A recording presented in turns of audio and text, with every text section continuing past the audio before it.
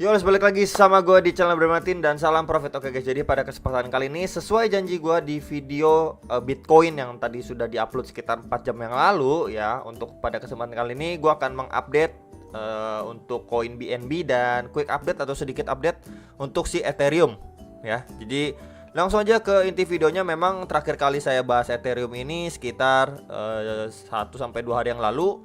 And then saya juga pernah ngebahas lagi si Ethereum nih sekitar 12 harian yang lalu, dan itu berprogres terus teman-teman ya. Jadi untuk overallnya ini adalah time frame daily-nya untuk si Ethereum ya. Jadi sekitar 12 hari yang lalu di video ini saya udah menginfokan ketika memang dia retest harus diperhatikan. Kalau misalkan dia retest itu adanya yang nahan ya, istilahnya bounce ya dari retest terhadap trendline resisten ini yang menjadi support, and then potentially dia akan nge-reach dulu atau OTW ke kisaran $3.000, udah ke achieve ya, target kedua udah ke achieve, and then target ketiga di sekitaran $3.400 juga sudah ke achieve. And then kemarin terakhir saya upload mengenai si Ethereum nih ya, sekitar 2 hari yang lalu ya. Di video itu udah saya sampaikan atau infokan juga, potentially terdekat memang dia nge-reach ke target yang sebelumnya menjadi resisten ya. Jadi kalau misalkan udah kelewat, udah ke break, jadi di flip menjadi support gitu kan, simpelnya.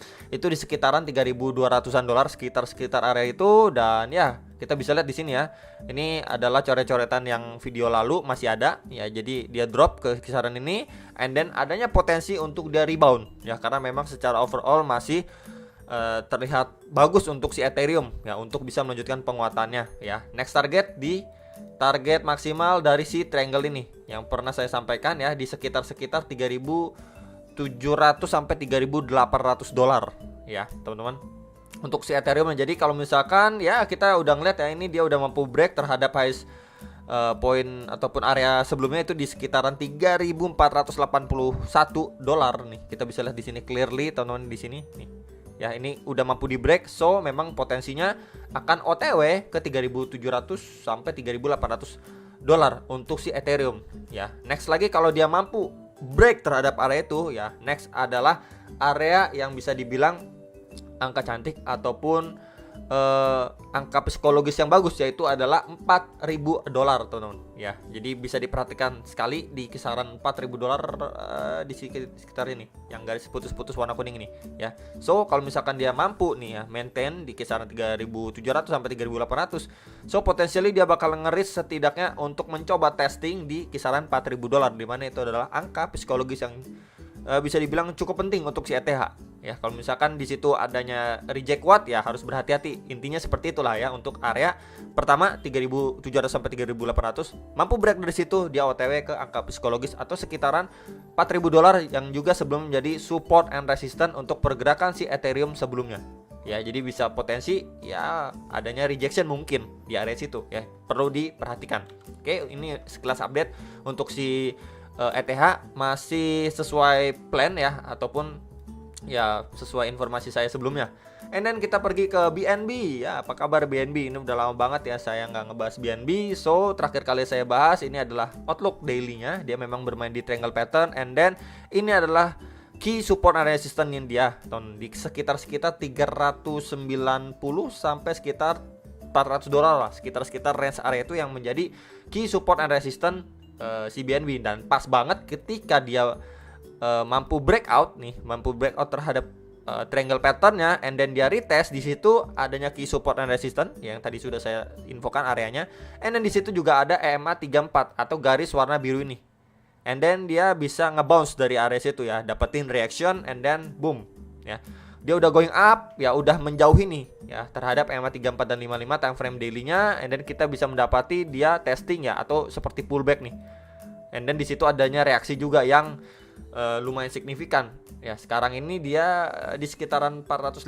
lah untuk si BNB. Nah kalau misalkan kita ukur, waktu itu saya sudah sampaikan ya, ukur dari target breakoutnya ya triangle pattern ini ya, ini dilambangkan garis ini atau panah warna kuning ini, maka itu di sekitaran sini akan saya tandain dulu teman-teman sekalian, di sekitaran $490 sampai sekitaran $500, di mana juga itu range sebelumnya menjadi support and resistance dari pergerakan si BNB sebelumnya, dan di situ juga menjadi angka psikologis gitu kan, $500 men ya. Jadi harus berhati-hati ya untuk ketika memang dia ini kan perlahan naik nih, going up ya. Jika dia menghampiri next area atau strong resistance itu harus berhati-hati lah, jangan FOMO, malah FOMO ya. Break dari situ ya dia bakalan OTW ngejar ke ATH sebelumnya. Jadi concern kita untuk jangka short sampai midtermnya itu di kisaran 490 sampai 500 dolarnya. Itu dulu yang harus diperhatikan ya untuk si BNB-nya secara daily time frame ya. Itu adalah target rasional terdekat untuk si BNB. So, kita pergi untuk secara 4 jamnya. Ini adalah time frame 4 jamnya, teman-teman. Setelah dia koreksi bahkan drop di bawah EMA 55 atau garis warna merahnya, kita bisa mendapati seperti V-shape recovery atau seperti huruf V gini ya. Kita ataupun saya tanda ini. Ketika dia drop langsung naik lumayan signifikan. So memang Sun kalau misalkan dia koreksi pun area mana sih yang perlu dijaga ya? Kisaran area sini teman-teman, yang menurut saya harus dijaga oleh si BNB nih di area sini.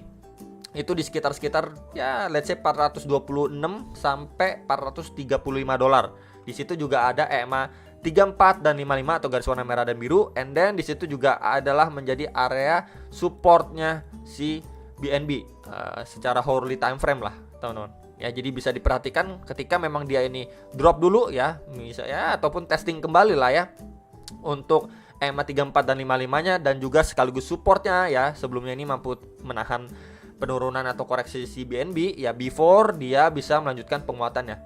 Dan kalaupun kita mau lihat dia ngejar ke next target seperti 490 bahkan 500 dolar, yang harus ataupun kita perhatikan ya, ini ketika retest dia kuat, di situ adanya reaksi ya. Of course ya, perlu kita lihat. Kemudian di kisaran sini teman-teman, dia harus mampu benar-benar ngebreak area kisaran 450 dolar ini ya.